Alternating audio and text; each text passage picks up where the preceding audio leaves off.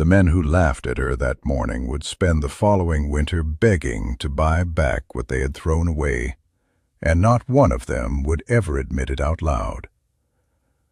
If you have ever been told you were too small, too foolish, or too alone to build something worth having, stay with this story to the end, because it belongs to you as much as it belongs to her.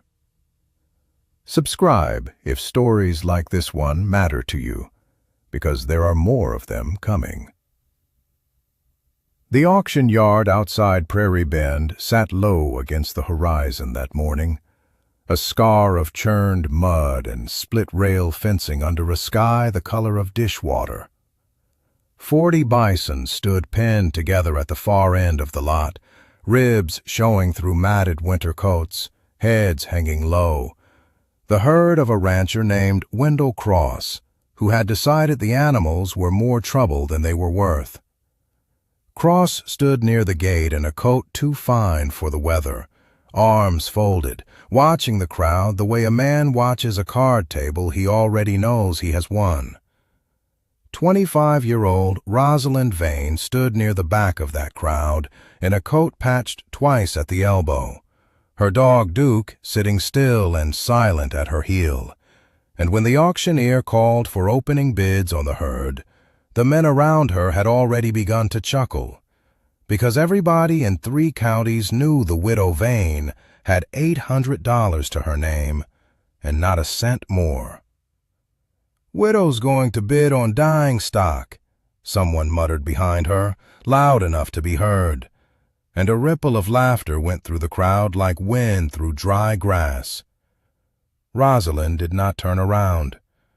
She had buried her husband, Elias, 2 winters back, though she rarely spoke his name aloud anymore, and in the time since, she had learned that the sound of men laughing meant less than the sound of her own boots on frozen ground, carrying her forward regardless. She raised her hand when the bidding opened at $800, and when no one else raised a hand against her, because no one else wanted 40 half-starved bison in the dead of a hard winter, the auctioneer's gavel came down, and the herd was hers. Cross walked over as the crowd began to disperse, his boots sinking slightly in the mud, and he looked at her the way a man looks at something he expects to fail. "You know those animals have been off good grass since August," he said. "Half of them won't see February." He said it not as a warning, but as a prediction he intended to enjoy watching come true, and Rosalind met his eyes without flinching, though her stomach had gone tight and cold at the number now sitting in her mind, the number of days until spring, the number of animals, the number of dollars she did not have left over for feed. "Then I suppose I'll see which half," she said, and she turned and walked toward the pen where her new herd stood waiting, not knowing yet that this exchange, small as it was, would be repeated back to her a year later by men who no longer found it funny at all. Getting 40 bison from the auction yard to her land 11 miles north was its own trial, one that took the better part of 2 days with a borrowed wagon and a rope line, the animals moving slow and wary, several stumbling in the frozen ruts of the road. Rosalind's cabin sat at the edge of a shallow valley her husband had claimed years before, backed by a stand of cottonwoods and fronted by acreage that had gone half wild since his death, fencing sagging, the barn roof patched more than whole.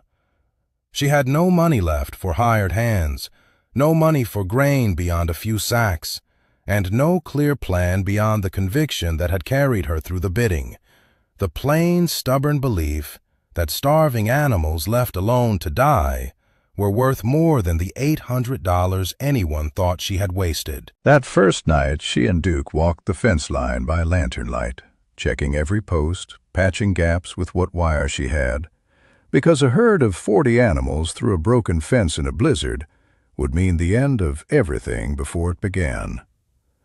The cold bit through her coat and settled in her hands until she could barely feel the wire between her fingers. And twice she found Bison down in the snow, too weak to rise. And both times she knelt beside the massive animals in the dark, speaking low and steady, packing straw beneath them, working until her arms shook. One cow, thin as a rail and marked with a torn ear, would not get up at all, and Rosalind sat with her for nearly 3 hours, feeding her by hand from a bucket of softened grain mash. Until near midnight the animal finally heaved herself upright and stood swaying in the lantern light. The lantern oil burned low twice over during that vigil, and twice Rosalind refilled it with hands so cold she fumbled the cap, cursing softly under her breath, aware the whole while that there was no one within 11 miles who would come if she called out, no one who would even know to look for her until morning.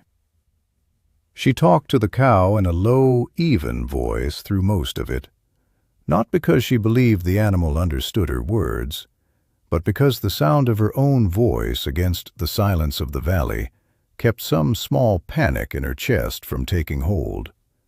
And somewhere in that murmured, half-nonsense monologue, she found herself speaking her husband's name for the first time in months, telling the dying animal about the man who had cleared this land and built this cabin, and would have knelt in this same snow without a second thought.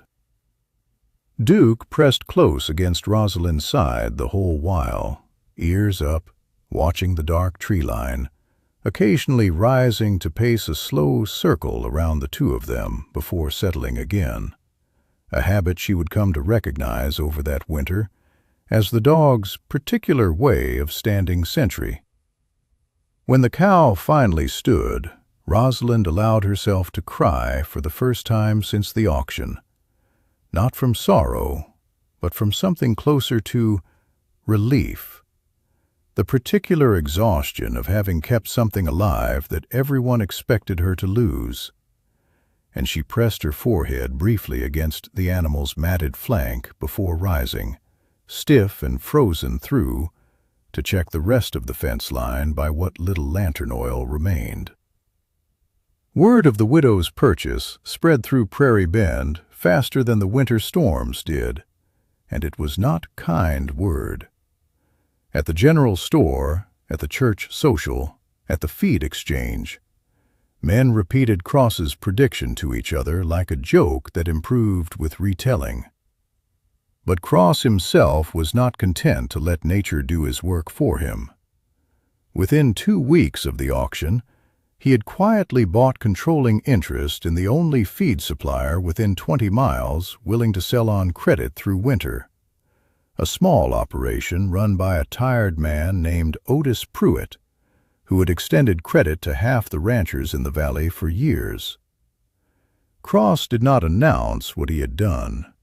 He simply ensured that when Rosalind rode into town for grain, Pruitt would not meet her eyes, and the price quoted to her had risen by more than half.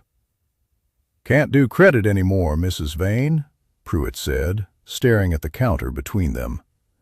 And Rosalind understood, without being told, exactly whose hand had reached into that transaction, though she said nothing of it aloud, because accusing a man of cowardice rarely made him braver.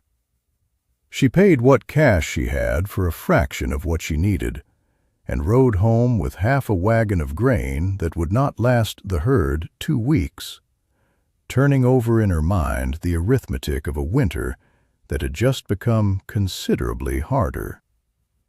It was a neighboring rancher named Tobias Wren who found her 3 days later, standing at her fence line, staring out at snow-covered pasture, as though it might yield an answer if she looked at it long enough. Wren ran cattle on the section adjoining hers, a broad, quiet man in his 50s who had known her husband and had never joined in the town's laughter at the auction.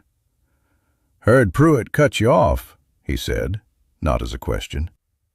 When she confirmed it, he was quiet a long moment, then said, "I've got hay I cut too much of this year. more than my herd needs. I'll trade you labor for it, if you'll have me. My boy's off working the rail line, and I could use an extra set of hands come spring branding, and you could use hay now." It was not charity, and he made sure she understood that, framing it instead as a fair trade between neighbors, one that let her keep her dignity while accepting help she desperately needed. And Rosalind shook his hand there at the fence line, grateful in a way she did not have words for. But hay alone would not teach her how to keep Bison alive through a plains winter, and it was an old man named Ezra Colquitt, half retired and living alone on the far side of Prairie Bend, who gave her that. Colquitt had run buffalo decades before, back when the great herds still moved across the territory in numbers no living person could count. And he had watched them long enough to understand things about the animals that no cattleman in the valley knew. Rosalind sought him out on Wren's advice, riding 2 hours through hard-packed snow to reach his cabin, and found a man who at first seemed unwilling to be bothered by a stranger's questions. "Bison aren't cattle," he told her finally, after she had sat patiently at his table for the better part of an hour, refusing to leave. "You treat them like cattle, you'll lose them all. They don't want shelter the way cattle want shelter. They want to face into the wind, not away from it. That's how they've survived 100,000 winters before anybody thought to fence them in. You corner them, crowd them, coddle them like cattle, you'll break something in them that can't be fixed. Let them move. Let them choose their own ground. Give them room and minerals and clean water, and mostly get out of their way." He drew her a rough map of how the great herds used to shelter in draws and along tree lines, angling themselves against weather rather than hiding from it, and Rosalind rode home that night with more useful knowledge in her head than she had gathered in the 2 weeks prior combined. She reworked her fencing over the following days, opening wider stretches of the valley to the herd rather than penning them close, letting them find their own shelter along the cottonwood stand where the trees broke the worst of the wind. She stopped trying to drive them the way she would cattle, and instead began simply walking among them, learning which cows hung back, which bulls postured but meant no harm, which animals watched her with something like curiosity rather than fear. Duke learned the herd's rhythms too, learned which movements from Rosalind meant work and which meant merely watching, and within a month the widow who had been mocked at auction was moving through 40 bison with a calm that unsettled anyone from town who happened to witness it. Winter deepened through January, bringing storms that buried the valley in drifts taller than the fence posts, and twice more Rosalind lost animals to the cold despite everything, finding 2 calves and an older bull dead in the snow on separate mornings, their bodies already stiffening by the time she reached them. Each loss struck her harder than she expected, not merely as a blow to an investment, but as a genuine grief, and she buried what she could and marked in a ledger she kept by lamplight exactly how many remained. 37 of the original 40 by the time February arrived, a tally she recited to herself some nights the way another woman might recite a prayer. It was in early February that she noticed the pregnant cows. 6 of the animals she had purchased were carrying calves, something the auctioneer had never mentioned, and Cross had certainly never disclosed, likely because he himself had not known or had not cared enough to check. Colquitt, when she rode out to tell him, went quiet for a long moment before speaking.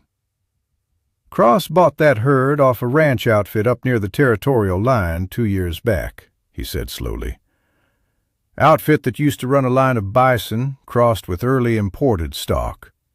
Animals bred heavier and hardier than the wild herds, meant for meat and hide both. If any of Cross's stock came down from that line, and I'd wager some did, given where he bought them, those calves could be worth considerably more than plain-range bison once they're grown. Might be worth finding out for certain.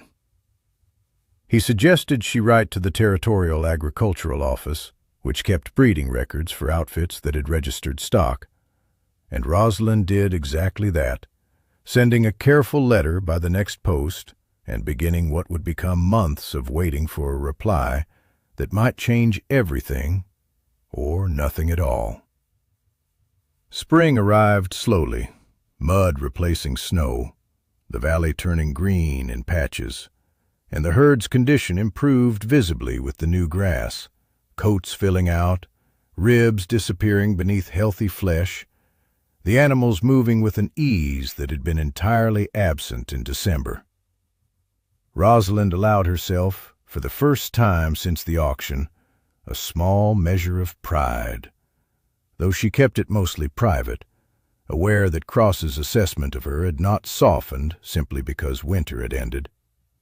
If anything, his attention sharpened as her herd visibly thrived, because a man who has predicted failure does not enjoy watching success prove him wrong in plain sight of the whole valley.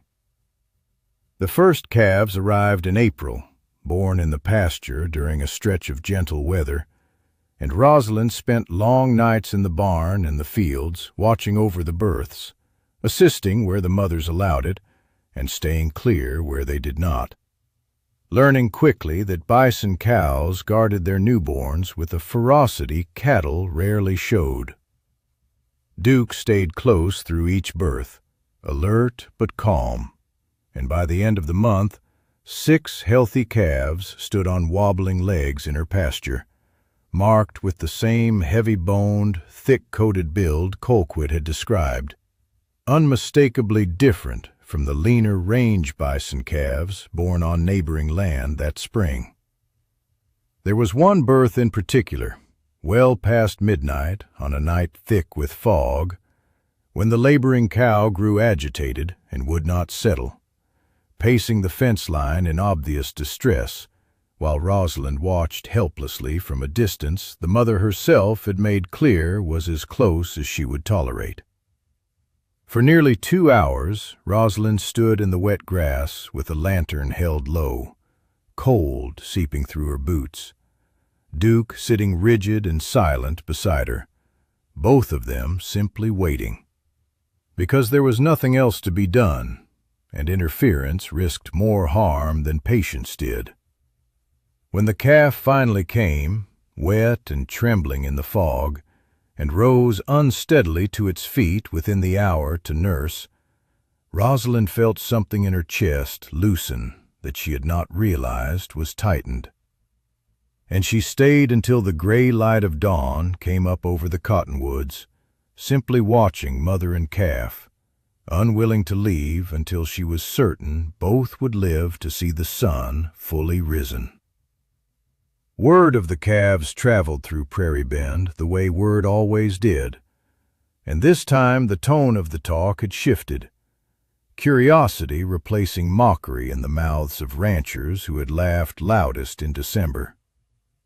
A few rode out under thin pretexts to see the herd for themselves, and Rosalind, polite but guarded, allowed them to look from the fence line without offering explanations she did not yet fully possess herself. Cross heard the talk too, and in early May he rode out to her land personally for the first time since the auction, finding her at the fence repairing a post while Duke watched him approach with a low, steady stillness.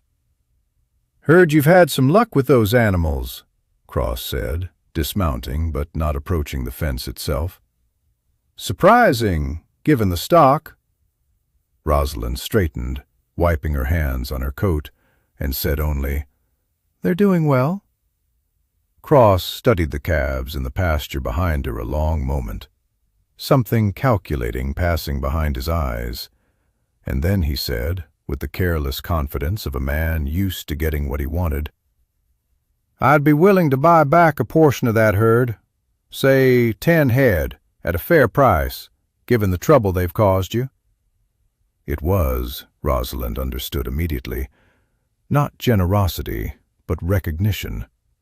The first sign that Cross himself suspected what she was only beginning to confirm, that the herd he had discarded as worthless carried value he had failed to see.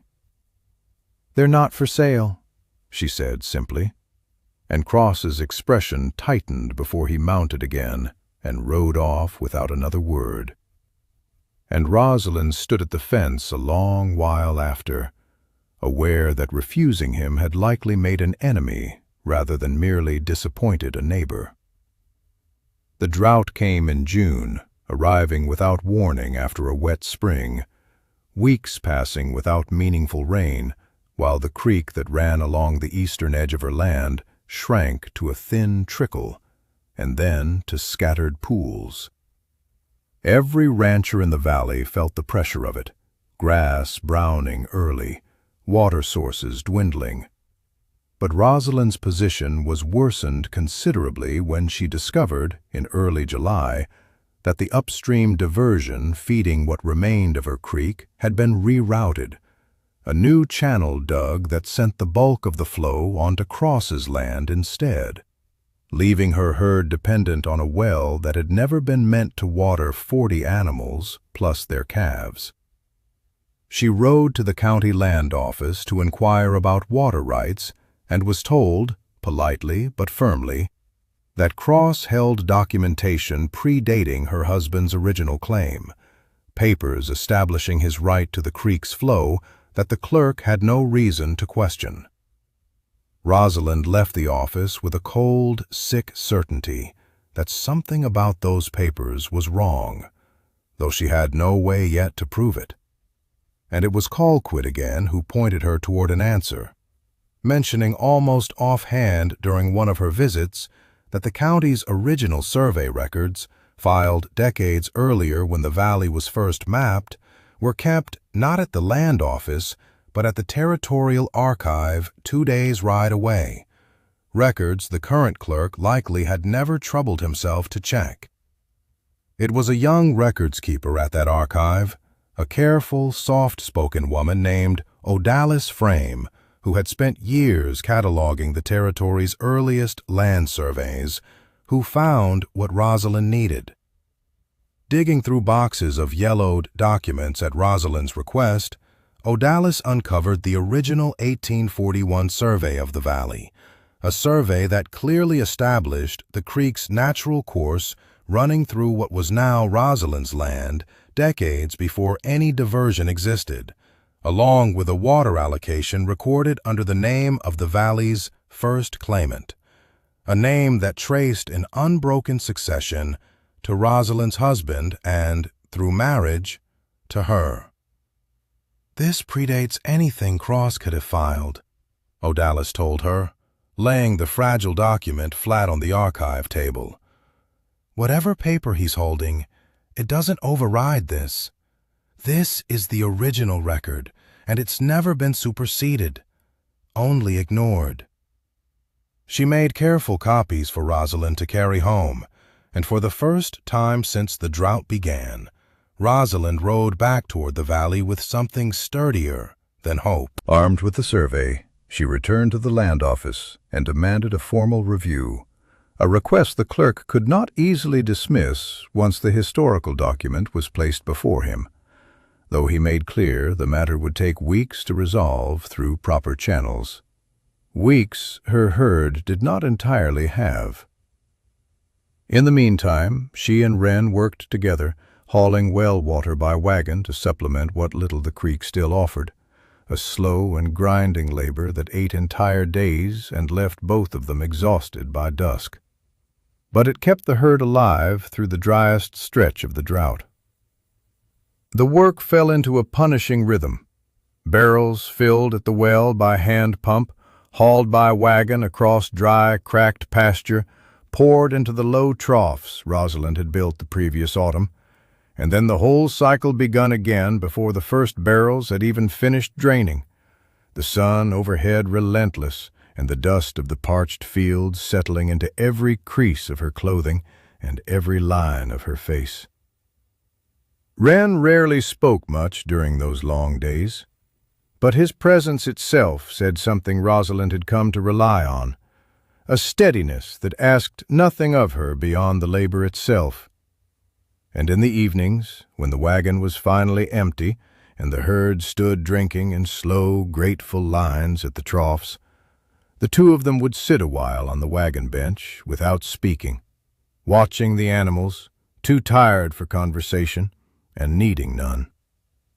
Duke took to lying in the shade beneath the wagon during those breaks, tongue lolling, watching the herd with the same patient vigilance he brought to everything. And more than once, Rosalind caught herself thinking that between the dog, the herd, and Wren's quiet company, she had built something in that scorched summer she had not expected to find again after Elias died. Not a replacement for what she had lost, but a shape of belonging entirely its own. It was during this stretch, in late July, that Cross made his sharpest move. A notice arrived at Rosalind's cabin, delivered by a county rider, informing her that a formal complaint had been filed against her, alleging that her bison herd posed a public safety hazard due to inadequate fencing, and that the county would be sending an inspector to assess whether the herd required forced relocation or dispersal. The complaint bore no name, filed anonymously through a process that allowed it. But Rosalind did not need a signature to understand whose hand had guided it. She spent the days before the inspector's arrival walking every foot of her fence line with Wren, reinforcing every post, tightening every wire, determined to leave no legitimate grounds for the complaint to stand on, though she understood that a determined man with money and connections could manufacture grounds regardless of what she did. The inspector who eventually rode out, a measured, unhurried man named Casimir Booth, employed by the Territorial Agricultural Authority rather than the county itself, walked the fence line with Rosalind in near total silence, making notes, occasionally pausing to examine a post or a stretch of wire more closely. He said little during the inspection itself, and Rosalind spent the following days in a state of tight anxiety, aware that his report could end everything she had built in a single stroke. It was 2 weeks later, on a hot August afternoon, that Booth returned unannounced, though this time he was not alone. He arrived alongside a man Rosalind recognized as one of Cross's long-time hired hands, a weathered ranch foreman named Bartholomew Quist, who had worked for Cross for the better part of a decade. Quist looked uneasy the entire ride out, and once dismounted, he stood apart from both Rosalind and Booth for a long moment before speaking. "I filed that complaint," Quist said finally, his voice low but carrying in the quiet yard. "Cross had me do it. Told me to say the fencing was unsafe, though I never once saw evidence of that myself. Told me to say what needed saying to get her herd pulled off this land, one way or another." He glanced toward Rosalind, something like shame in his expression. "I've done plenty for that man over the years I'm not proud of, but I won't put my name to something that puts a woman's whole livelihood at risk over a grudge about creek water and some calves he wishes he'd never sold." Booth, for his part, confirmed that his own inspection had found the fencing entirely adequate, exceeding county standard by a considerable margin, and that the complaint, absent Quist's corroboration, had no legitimate basis whatsoever. He formally closed the matter on the spot, informing Rosalind that no further action would be taken, and that the record of the complaint itself would note it as unsubstantiated. Word of Quist's confession moved through Prairie Bend faster than any story that summer, faster even than the news of Rosalind's surviving calves had moved in the spring. And this time, the town's attention did not merely shift, it turned entirely. Cross found himself, for the first time in years, on the receiving end of the whispers he had always directed at others, and few in the valley troubled themselves to hide their satisfaction at the reversal. The Water Rights Review, buoyed by the archive documents, and by a county now considerably less inclined to extend Cross the benefit of any doubt, resolved in Rosalind's favor within the month, restoring the creek's natural flow to her land, and ending the drought's worst pressure just as the season began to turn toward autumn.